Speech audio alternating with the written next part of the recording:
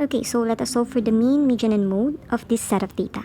For the mean, you just simply have to add all this and divide by the number of data you have. So it will be like 8, then plus 4, plus 5, plus 7, plus 8, plus 2, plus 6, plus 8. So I just copied it from this set of data.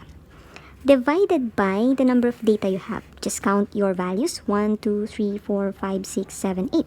So it will be over 8. Okay, then add.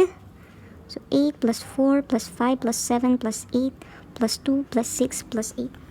And that will be equal to 48.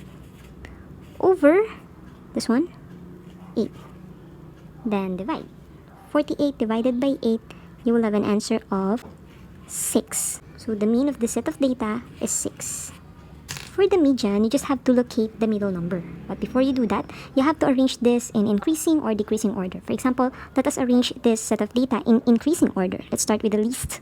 So the lowest number is 2. Then we have 4 and 5, 4, 5. After that, we have 6, then 7, then 1, 2, 3, 3 eighths. 1, 2, 3. Then locate the middle number. Okay, so let's cancel this, another, and also this. So we have two middle numbers, 6 and 7. So to find the number in between 6 and 7, you may just add them. 6 plus 7 over 2. 6 plus 7, you will have 13 over 2. The answer will be 6.5. So the median of this set of data is 6.5. Okay, and then for the mode, this one's the easiest. You have to look for the data that is most frequent. So we have 8, 8, 8. There are 3 8s. So our mode is 8.